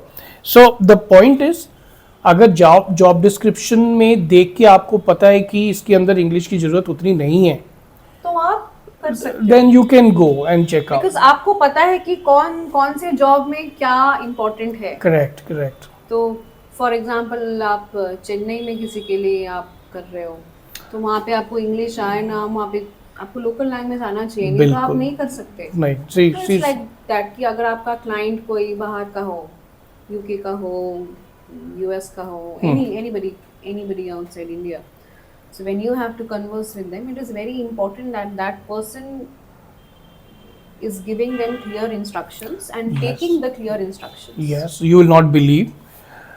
So H&M में कुछ लोग हैं जो काम करते हैं, तो H&M works with Chinese people also. Now those Chinese people वो इंग्लिश बड़ी अलग तरीके से समझते हैं, हम लोग तो फिर भी क्वींस इंग्लिश जानते हैं, तो वो कोई इंस्ट्रक्शन देते हैं और ऊपर से यहाँ पर सारा काम लोग करके रख लेते हैं, फिर वो कहते हैं मैंने तो ये बोला ही नहीं था. तो फिर वो कहते हैं देखो दिस मीन्स दिस, तो उन्होंने एक लाइन दिखाई, कहते हैं यार this does not mean this, तो कहते हैं इन बाय इंग्लिश. तो या आई थिंक एक गलत मिसकम्युनिकेशन की वजह से करोड़ों रुपए का नुकसान हो सकता है. तो आई थिंक वहां पर इंग्लिश का, तो आई थिंक इंग्लिश का तभी इंपॉर्टेंस होगा जब आपका जॉब डिस्क्रिप्शन आपने देखा है. सिर्फ ये नहीं कि अंधाधुंध की हो, इसकी इंग्लिश बड़ी अच्छी है, वो बात बड़े अच्छे से कर लेता है तो उसकी जॉब लग जाएगी, या ये तो कॉलेज में बहुत अच्छा था इसलिए जॉब लग जाएगी. नहीं, ऐसा ये सब मिथ है. इन सब चीजों के परे बहुत सारे लोगों को लगता है कि जो टॉपर है उसको सबसे पहले जॉब मिल सकती है. ऐसा नहीं है. मेरे बैच में, मेरे कॉलेज में जो टॉप किया था उसको काफी दिन लगे जॉब मिलने में जी. तो ऐसा नहीं है. कभी कभी वो कोई लोग कुएं का मेंढक बन के भी रह जाते हैं जी. समझ जो इंटरनल है. जैसे आपने एक एग्जांपल दिया था कि एक बंदे ने 5 प्रोजेक्ट किया और एक बंदे ने 5 भी किया ओके से, और बाहर जाके बहुत अच्छा किया उसने. तो आप बाहर के what you get from the outside world develops yourself. जैसे हम लोग जब रिक्रूटमेंट करते थे फैशन डिज़ाइन में, तो कोई कहता था कि मैम सर हम डिज़ाइन तो करते ही हैं, साथ में I also have a social media thing, Yes. I also have work with somebody for styling, और कईयों की ना बॉडीज भी मॉडल जैसी होती थी, तो हमें लगता था कि ठीक है डिज़ाइन तो ही करेगी, साथ में कपड़े भी इनको पहना के हम चेक कर सकते हैं, और सोशल मीडिया तो हमें ठीक करना ही है, उसके लिए भी we use to use them. So वो एक इंसान आके कोर जॉब के अलावा इतने सारे जॉब्स करता था हमारे लिए, तो हमें लगता था कि 5 लोगों को ना हायर करके हाँ। हाई के और जॉब। आजकल तो इंस्टाग्राम का ज़माना है, आप कितने आपके फॉलोअर्स है, आप कितना इन्फ्लुएंशियल हो, all so many things matters nowadays. पहले तो नहीं था, I mean nowadays it is very very important okay, to have all these things. So Instagram से I would want to jump to LinkedIn. LinkedIn की क्या हैसियत है for a fresher when they should start building their LinkedIn profile? क्या सच में उस चीज़ को अप्रिशिएट किया जाता है जब वो जॉब के लिए बैठा? जी, LinkedIn is something is a must have for people who really want to grow in profession, and profession में कनेक्शंस बहुत ज़्यादा इम्पोर्टेंट है। लाइक फॉर एग्जांपल, किसी को नौकरी नहीं मिली, बट मेरे दोस्त को पता है कि मैं अच्छी हूँ, बट फॉर सम और the other reason I did not get placed, तो उसके कंपनी में जब ऐसा कुछ ओपनिंग आएगा, I can immediately tell that person यहाँ पे अप्लाई करो, और be in connect with this company, इस कंपनी को आप फॉलो करो। करेक्ट। जहाँ जब भी उस कंपनी में कोई एडवर्टीजमेंट आए या कुछ हो, आप you can show your interest. So that is why, and your LinkedIn profile should be always maintained, because so that is already, it is not only for the people who are actually looking for a job, it is there for the passive people also. So but it should be always updated, because you don't know who is viewing your profile, Got that. what is their intent to view your profile. And you have a nice picture, you have many people to come and see your portfolio, and who knows, you can get lucky anytime. Got that. So and it is very important to build connections, कभी ना कभी तो वो काम में आ ही जाते हैं। तो वो आपका वैसे भी LinkedIn is your professional imagery, Yes. तो वो आप उस इमेजरी को कितना बिल्ड कर सकते हो, है ना, तो उसके ऊपर हमेशा ध्यान रखना चाहिए। Got that. उसमें फोटो अच्छी डालिए, okay, that is also very important. अच्छा, तो मुझे एक बात बताइए, ये लिंक्डइन पिक्चर क्या होता है? लिंक्डइन पिक्चर होता है जहाँ पे आप एकदम प्रोफेशनली ड्रेस्ड अप हो, जो किसी को भी देख के लगे कि ये बंदा अपने करियर में सीरियस है। अच्छा, करियर में सीरियस है, प्रोफेशनली, नाइसली, नाइस लुकिंग, जो किसी को भी देख के फोटो किसी भी एंगल से खराब ना लगे, किसी भी एंगल से, ना कपड़े के, ना पोज से, ना फेशियल फीचर से, हाँ, कैसे भी, सब कुछ द बेस्ट होना चाहिए। ठीक है, उसके लिए आपको बहुत सुंदर दिखने की जरूरत नहीं है, but the way you present yourself will do the job. Okay, तो लिंक्डइन पिक्चर। सो आप क्या कहते हैं, लिंक्डइन पिक्चर को आपके रेज्यूमे पे भी होना चाहिए कि रेज्यूमे पे कुछ और भी हो सकता है? Definitely, because it's the same. Okay. It's professional, so keep it same. So जब एक रिक्रूटर, आजकल लोग अगर नौकरी में प्रोफाइल देखते हैं, सबसे पहले जाके लिंक्डइन में चेक करते हैं बिकॉज कितना ऑथेंटिक है। ये चेक करने के लिए लोग दे compare. So if there's a different picture, people might get confused. So let's not confuse people when you are in need of something. Let's have the same picture. Because नौकरी या कोई भी जॉब पोर्टल में भी आप नौकरी ही ढूंढ रहे हो, right? So let's keep the same picture as much as possible. Okay. So अब हम लोग रेज्यूमे पे आ ही गए हैं, तो I want to ask you couple of things about resume. Fresher का रेज्यूमे, सबसे पहले अभी लोग फ्रेशर्स अपना रेज्यूमे यूजुअली नौकरी.com पे अपलोड करते हैं, कहीं पर भी।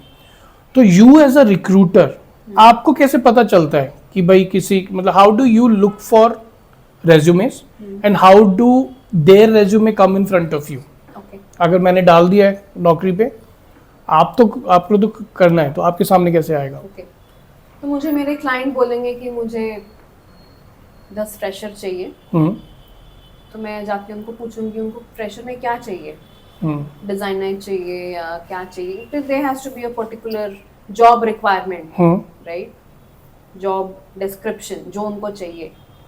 तो उसमें सबसे ज़्यादा इम्पोर्टेंट होता है कीवर्ड्स। कीवर्ड से हम सर्च करते हैं, तो जो भी आपके फैशन इंडस्ट्री में कीवर्ड्स होंगे, राइट, इस डिज़ाइनर में ये प्राइमरी कीवर्ड्स होने चाहिए, वो हम सर्च इंजन में डालते हैं। तो जैसे हम डालते हैं और सर्च डालते हैं, और फ्रेशर के लिए क्या 0 to 1 ईयर का एक्सपीरियंस डालते हैं, वही फ्रेशर्स होते हैं। एक साल के बाद तो लोग कहीं ना कहीं जॉब करते हैं, तो फ्रेशर कैटेगरी में नहीं आते। 0 to 1 डालते, तो हम जैसे ही सर्च मारते हैं, तो अगर आपके सीवी में वही की स्किल्स हो तो वो सामने आ जाते हैं, which are highlighted, and we only look at, most of the people look at CVs where there is a photo, because we are able to relate the person and the portfolio जी and the profile. So a recruiter takes less than 20 seconds to glance through.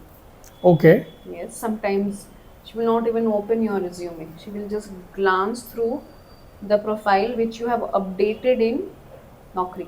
Okay एक form type का आता है जो Sorry, आपको ठीक है। Update करना होता है, हाँ। तो you just update. if those keywords are matching with your search skills, we will go ahead and take a look at your CV. और वैसे भी फ्रेशर्स के उसमें ज़्यादा कुछ देखने का कुछ होता ही नहीं है, तो अगर उसमें पोर्टफोलियो के लिंक्स वगैरह डाले हैं तो we will take it ahead. ठीक है। तो अगर हमने 10 सीवीज देखे, उसमें से 5 लोगों ने पोर्टफोलियो का लिंक डाला है, जी तो वो सीवी हम आगे लेके जाएंगे, जिसने नहीं डाला है उसका नहीं लेके जाएंगे। अच्छा तो स्क्रीनिंग तो आधी यहीं पे हो गई। जी जिसने फोटो नहीं डाला उसका भी नहीं करेंगे, जिसने एक फ्लो में अपडेट नहीं किया या बहुत ज़्यादा ब्राइट कलर्स यूज़ किया है, उसको भी हम नहीं लेते। It has to be very proper. जैसे आपका फ़ोटो प्रोफेशनल होता है, आपका सीवी भी प्रोफेशनली होना चाहिए। सबसे पहले ऊपर आपका नाम होना चाहिए, आपने कहाँ से पढ़ाई की है, ये सब होना चाहिए बॉडी में। आप परसेंटेजेस भी ये सब लिख सकते हो, because it is very important कि आप just out of the college you can definitely right your percentage. और आपका मेन स्किल्स क्या है, पर्सनालिटी स्किल्स क्या है, you can write about your hobby, you can write about what extracurricular activities you have done, if you have done anything outside for the society or anything like that, all those things which we spoke in the beginning of the podcast. So all those things you can write, but don't make it very hefty, don't make it a booklet, just be very precise, brief and to the point, because ज़्यादा time नहीं होता लोगों के पास पढ़ने का। तो this is how we do it, and अभी तो ATS का ज़माना भी है। हाँ ATS का ज़माना है। मैंने किसी इन्फ्लुएंसर्स को बोलते हुए सुना कि अपने CVs ऐसे लिखो कि वो आराम से ट्रैक हो जाए। तो ये ATS का मतलब क्या है? ATS is applicant tracking system. Applicant is nobody but the candidate. हाँ. How do we track the candidates? And it's a system. It's basically a tool. Okay. It's a tool which recruitment teams uses to make their job easy. So they have a database. Rather than going to different job portals and getting and manually dumping their data, we dump the data and the CVs in a particular tool, and there we give most of the tools nowadays have different experiences, like it is the future of recruitment. Acha, future of recruitment. Yeah, so now ATS tools also think about the candidate experience also, not only the recruiter. Okay. Candidate का भी एक experience होना चाहिए ना, मतलब वो अगर आपके कंपनी में आके इंटरव्यू दे रही है तो उसका एक्सपीरियंस भी मैटर करता है। अच्छा, इन द सेंस कि बहुत मैटर करेगा। मैं अगर फ्रेशर हूँ, मैं आपके इंटरव्यू में मैं आपकी कंपनी में इंटरव्यू देने, तो वो जो इंटरव्यू का एक्सपीरियंस मेरे को, अच्छा ओके। फॉर एग्जाम्पल आज मैंने आपका CV लिया और मैंने आपसे बात किया, उसके बाद 10 दिन में गायब हो गई। ओके। तो वो हाँ 10 तो हाँ दिन मैं सोच रहा हूँ क्या आप तो मैं सोचते रहो मैं कि क्या पूछूं हुआ, क्या हुआ, लिखूं। हाँ आप मुझे कॉल कर रहे हो, मैं आपको करेक्ट रिवर्ट नहीं कर रही हूँ, मैं करेक्ट आपके मैसेजेस के रिप्लाई नहीं कर रही हूँ। तो इसमें क्या हो रहा है, जो कंपनी, जो नाम है उसका ब्रांडिंग का इशू हो रहा है, जो company name is getting bad in the market, हाँ हाँ हाँ because that person can go any time, yes go to Glassdoor or go to Ambition Box and write anything about the your company company. या Yeah, हाँ so that is why candidate experience have started being so important nowadays. It okay can be any candidate. Okay. It doesn't matter that you are a fresher or you are a extremely experienced person. वो तो आप ये कह रहे हैं कि अगर किसी कैंडिडेट का जिसका एक्सपीरियंस ठीक नहीं रहा और उसने ग्लास डोर या ऐसे किसी जगह पर जाके बैड रिव्यू दिया है आपको, जी, तो फिर आपको भी अच्छे कैंडिडेट ढूंढने में दिक्कत होगी। Definitely. क्योंकि नेक्स्ट टाइम कोई भी अगर कैंडिडेट आएगा, कोई भी वो कैंडिडेट तो आएगा, वो सबसे पहले वो पढ़ेगा। कि ये तो पे नहीं करते टाइम पे, ये तो जवाब नहीं वो देते। वहाँ पे साफ लिखेगा कि they made me wait for 10 days and did not even revert. Okay तो why would anybody want to go through such kind of ठीक है experience? ठीक है। So इसलिए ATS आजकल क्या करते हैं and सो अब इसको थोड़ा सा ज़्यादा समझाने के लिए इजीली, मैंने अपना रेज्यूमे लिखा और naukri.com पे अपलोड कर डाल दिया। दिया जी। अब ATS क्या है और यू एज अ रिक्रूटर क्या कैसे? ओके, तो ATS जैसे टूल है, मैंने आपको टूल बोला, बताया आपने। उसमें मैं अपनी कंपनी का जो मेल आईडी होता है ठीक उससे है। मैं लॉग इन करूंगी।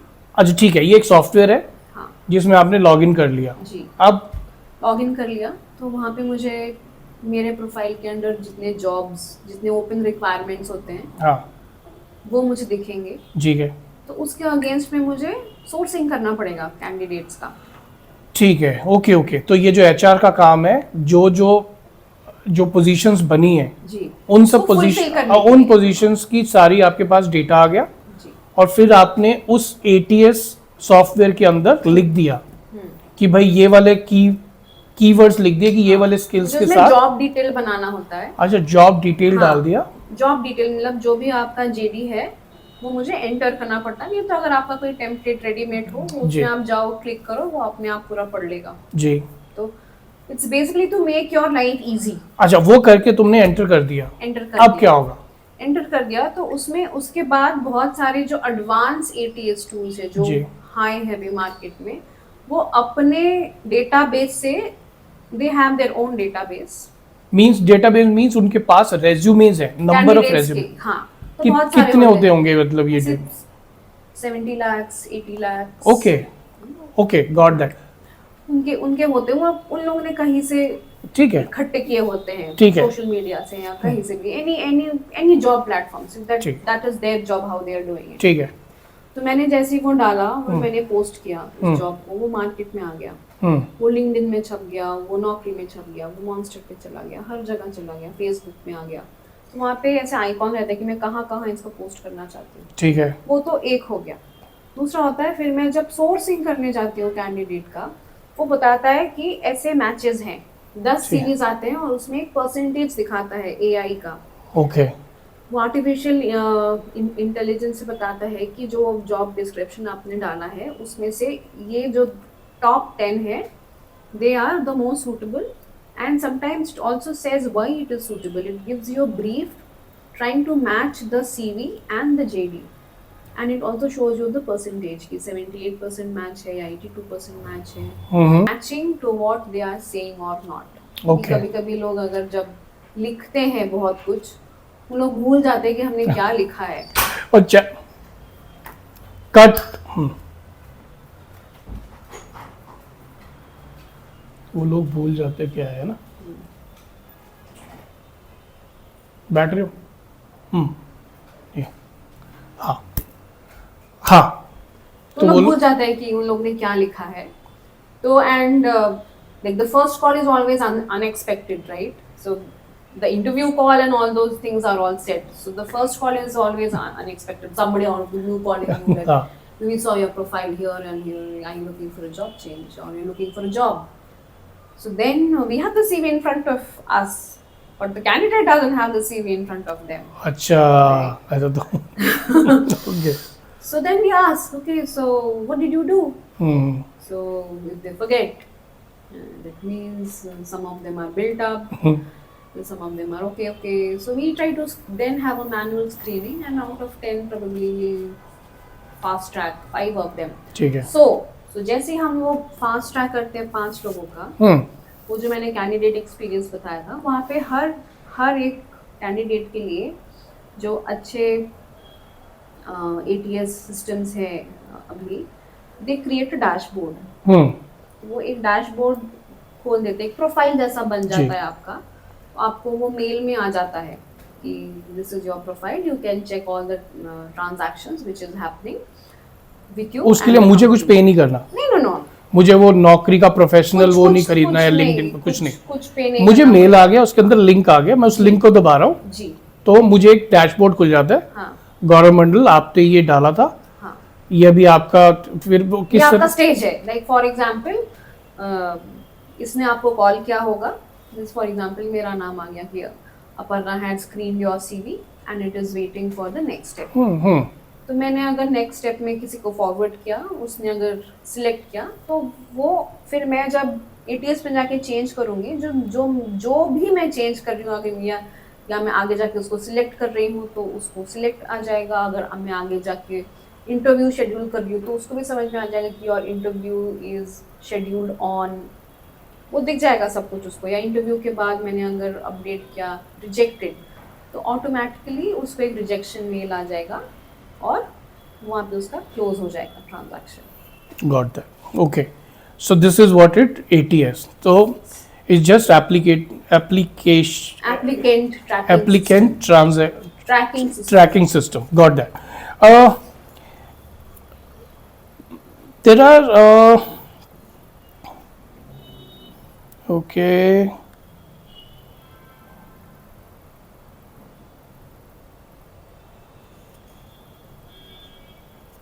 I think most of the things we have done. एक चीज बताओ, what is updated CV? Updated CV means latest, with all the latest information about yourself and about your work. So, for example, in Naukri, you have not updated your CV for a long time and you are thinking, 6 months before I had updated, I did something. So why I am not getting calls? In 6 months, your profile and your CV must have moved to 6,000 steps down. Oh, okay. It's like that. So every time to keep yourself up, either you have to pay the Naukri with the extra amount. Yeah. Either you have to keep doing some transactions based on your work or anything. If you want to go ahead and change your name, you are trying to redesign your CV, or you have done some certification, you want to update that in your profile, or you've done some new thing in your fashion industry, you worked with somebody new, you want to input that, you can do.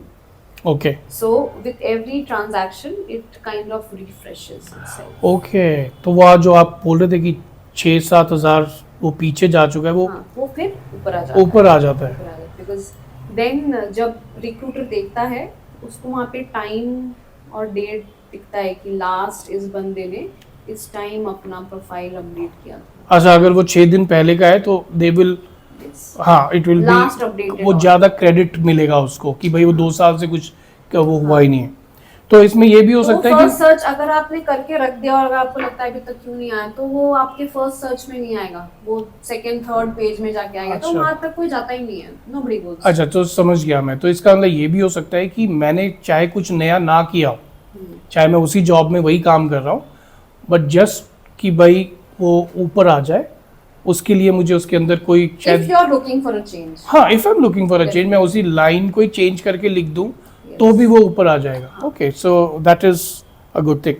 Now I want to ask from that recruiter's perspective कि अब किसी की जब job लग भी जाती है, उसके बाद सीधा जॉब नहीं लगती, उसको प्रोबेशन के थ्रू गुजरना पड़ता है. क्या है ये प्रोबेशन, क्यों हर किसी को करना पड़ता है? प्रोबेशन क्यों होता है? क्योंकि फॉर एग्जांपल आपके इंटरव्यू में आपने बहुत अच्छा किया, probably like you were able to fake it out and you were lucky enough and आपका हो गया job, you know, you said that you were able to do this, you have done this in your past or you have learnt this, but when the time comes to deliver, जब आपको on job करना पड़ रहा है, आप you are not able to do it. Okay, so then company is settling some terms with you saying that if I do not like your performance, I have the authority to let you go.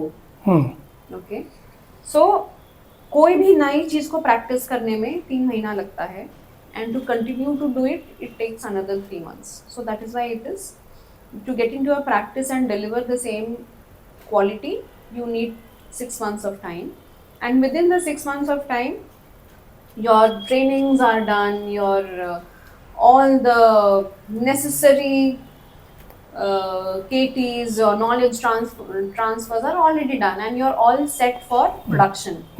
So first 3 months may you are at a productivity level of somewhere around 60%. On the 4th and 5th month you are at 80-90%, and towards the end of 6 months you should be at 100% productivity. So during that time, if you are not able to do it, then definitely you're not doing any good to the company. Okay. So company has all the rights to take you out. Okay. Got that. So वो जो पहले 6 महीने हैं probation के, उसमें क्या क्या चीजें कोई ना करे ताकि उसकी जॉब बन जाए? सबसे ज्यादा तो छुट्टियां ना ले. Okay. Don't take leaves because इसलिए प्रोबेशन में कंपनी आपको अलाउ भी नहीं करती because they do not give you leaves, they only give you 1 leave per month. Okay. नहीं तो लोग बहुत सारा एक्सटेंड कर लेते हैं. फिर उसमें क्या होता है, you are in a training period, right? So again वो कंपनी के पैसे लग रहे हैं, कंपनी के पैसे लग रहे हैं, आपके साथ जो आए हैं उनका ट्रेनिंग चल रहा है, आपका नहीं, तो आपका जो गैप रह गया वो कैसे आप फुलफिल करोगे? तो आपका ट्रेनर को भी एक्स्ट्रा पैसे देने पड़ेंगे, उसका प्रोडक्शन लॉस हो रहा है, आपका प्रोजेक्ट डिलीवर डाउन हो रहा है. तो ये सब जो छुट्टियां ना ले, जितना सीख सकते हो सीख ले. ठीक है because you have to prove yourself. Okay. अब कंक्लूजन में एक पेपर लीक करते हैं. मान लो यू हैव योर डॉटर जो डिज़ाइन कॉलेज में पढ़ रही है, अब वो एक फ्रेशर है और उसको एक जॉब के लिए अप्लाई करना है. तो what are the things you would suggest her कि तू ये चीज़ें कर ले, right from writing your resume to preparing for interview. ये कुछ चीज़ें तो जरूर कर लो जिससे possibility of getting your dream jobs becomes better. जी, सबसे पहले तो marks is very important because academics में जो मार्क्स है उसी के बेसिस में आपको कॉलेजेस में, अच्छे कॉलेजेस में प्लेसमेंट मिलते हैं. नहीं, मैं कॉलेजेस से ग्रेजुएट हो गई है वो. अच्छा, अब हाँ, कॉलेज से ग्रेजुएट हो गई है, अब वो इंटरव्यू की प्रिपरेशन करिए, अब उसको जॉब चाहिए. ओके. तो अब हाँ, तो जब कॉलेज में ग्रेजुएशन होंगे तो अच्छे मार्क्स होने चाहिए, नहीं तो आपको अच्छी कंपनीज नहीं मिलेंगी. ठीक है. ओके. सो बिकॉज जब प्लेसमेंट्स होंगे आपके पास, जब कैंपसेस में कॉलेजेस आएंगे, सबसे पहले बात तो उन लोग कट ऑफ रखते हैं. ओके. अच्छा. ठीक है. टॉप टियर कंपनीज जब आती है उन लोग कट ऑफ रखते हैं. ठीक है. तो वो कट ऑफ नहीं होता, आप बैठ नहीं सकते. ठीक है. तो वहीं पे आपका चांस मिस हो जाता है. तो try to do your best so that you can at least target good companies. तो पहली चीज आप अपनी बेटी को कहेंगे कि भाई तुम कम से कम कॉलेज में कमिटमेंट से जाओ, सबसे पहले सारे स्किल्स समझो जी, और कुछ एक लेवल के मार्क्स लेके आओ.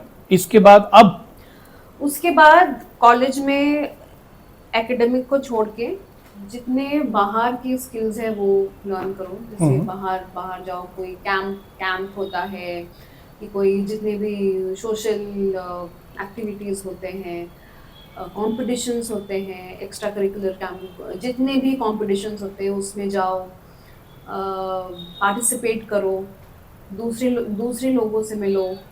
I mean, just come out of your comfort zone and try to learn as much as possible. किसी को अगर assist करना है, if you are having the opportunity to do that, you know, किसी को assist करना है तो आप वो भी सीख सकते हो. Internship करना है तो internship करो. ये सब कर सकते हो. So that when you sit in front, so the interviewer is interviewing so many people. So you have to make sure what will make me stand out of my competitors. वो जो extra feathers है. Yes. So why I should select you? There are in your class there are like 10 people of your age doing the same thing. Yeah. Why I should not take student A and take you? ठीक है. What is the differentiating factor? Okay. So just दो like- चीज़ें बताई yeah. आपने. एक तो है कुछ एक्स्ट्रा करिकुलर एक्टिविटीज़ करो. दूसरा है कि एकेडमिक्स में भी अच्छे से मार्क्स लेके आओ ताकि, ठीक है. इसके अलावा, यही मेन है ठीक है. दो. बाकी आप अब इंटरव्यू के लिए क्या प्रिपरेशन करेंगे? ओके ये तो है. Another thing is CV authentically बनाओ. ओके. ये इसका क्या मतलब है? जो आपने किया है वो ही डालो. ठीक है. जैसे मैंने सबसे पहले बोला था, किसी का और काम मत चिपकाओ, कभी ना कभी पता ही चल जाएगा. ऑथेंटिसिटी रखो, बिकॉज जब आप अपना काम बोलते हो उसका एक कॉन्फिडेंस लेवल डिफरेंट होता है, because you know the work. कि अगर आपने बोला ये कप कैसे बना, मेरे को कुछ आता जाता नहीं है, मुझे थोड़ा आइडिया है ये कैसे बना होगा, बट जैसे मैं आपको एक्सप्लेन करूंगी वैसा किसी को भी पता चल जाएगा कि मेरा काम नहीं है. करेक्ट. तो जितना हो सकता है ऑथेंटिसिटी रखो अपने में. प्रैक्टिस करो, यूट्यूब चैनल देखो कि कैसे कैसे क्वेश्चंस पूछे जाते हैं. प्रैक्टिस करो. Prepare yourself. You can prepare yourself as much as possible. जो आउटकम होने वाला है that you cannot control, but you can prepare yourself for everything. So that's most important. CV Okay. में वही जो the best you have done, so उसके लिए आपको करना पड़ेगा. हाँ, तभी तो बेस्ट होगा. हाँ. ठीक है. तो those things which you have to do, इसलिए मैंने थोड़ा पीछे से स्टार्ट किया जी. कि आपको करना पड़ेगा so हाँ. that you can write in the CV. Got that. और मुझे ऐसा लगता है कि अगर आपने काम किया हुआ होगा ना तो आपको इंटरव्यू की प्रिपरेशन की जरूरत नहीं. करनी नहीं होगी, बिकॉज जो आपने किया है वो कोई रात को आपको उठ के बोले कि अच्छा क्या तुमने किया, तुम आपको वो you don't have to make a story. Correct. वो ऐसे किया था. हाँ, बिल्कुल ऐसे किया था. तो वो जो कॉन्फिडेंस है वो ही चाहिए होता है. बिल्कुल बिल्कुल. और वही इंटरव्यूअर एक्चुअली में देख रहा है. वही देख रहा है. जैसे आपने कहा, ना तो वो हॉस्टाइल एनवायरनमेंट बनाने के लिए आया है, करेक्ट. ना वो तुम्हारी उसको पर्सनालिटी. चाहिए, उसको लोग चाहिए, लोग चाहिए. उसको लोग चाहिए, अच्छे लोग चाहिए. हाँ, जिनको काम आता है ना. काम आता हो. ठीक है. और हम लोग इस पूरे इंटरव्यू को खत्म करेंगे दो क्वेश्चन से जो स्टूडेंट से पूछे जाते हैं, कैंडिडेट से पूछे जाते हैं, और उनके कैसे जवाब होने चाहिए. पहला कि what are your strength and what are your area of improvements. इसका कैसे जवाब दे? क्या सच ऑथेंटिक जवाब दे या कुछ चीज़ें हैं जो हम गोलमोल कर सकते हैं? Authentic तो definitely you always have to stick something, because you have to be yourself. किसी और का कुछ छापने से कुछ नहीं होगा, because you cannot carry it for a longer period of time. Strength definitely, but again you have to prepare yourself. आपको अपने बारे में पूछा जा रहा है, but maybe for that particular moment you become so anxious that you cannot take the best words and define. Correct. So, and these are very common questions which are asked in almost all levels of interview. So it is best that you select top 3 of each. Top 3 strengths and top 3 areas of improvement. Do not call them weaknesses anymore. ठीक है. So जो strength है वो उसमें majorly होना चाहिए that you are approachable. कि आपके colleagues आपको approach कर सके, आपका boss आपको approach कर सके किसी भी चीज़ के लिए. Like you should be a go-to person. तो जब भी आप किसी के go-to person हो, फर्स्ट तो आपको अपॉर्चुनिटीज बहुत मिलेंगे, आप सीखोगे बहुत. मे बी आपको कभी कभी लगे you are overloaded, but on the long run you will learn a lot. So आप approachable, clear communication. Somebody who can give and take clear instructions is very important. And somebody who is definitely proactive, जिसको push करने की जरूरत ना हो. कुछ काम अगर दिया गया है, खुद आके अपडेट दो कि ऐसा चल रहा है, ना कि भागते फिरो कि मुझसे कोई पूछ ना ले भाई कि मैंने क्या किया है. समझ गया. तो और भी चीजें हो सकती है, बट हाँ, वो of course, डिपेंड करता depend है करता है, हाँ. Person to person. एक चीज जो मोस्ट ऑफ जो मेरे एक्सपीरियंस में लोगों में दिखाई दी, जो कमी थी, वो थी कि टाइम मैनेजमेंट स्किल्स. तो is it okay if I say कि एक्चुअली थोड़ा time management skill as a fresher? Time management आप एरियाज ऑफ इम्प्रूवमेंट में रख सकते हो. हाँ, वही हाँ, वीकनेस में. correct. हाँ, क्योंकि they are yet to learn a lot from the Correct. Industry. ठीक है.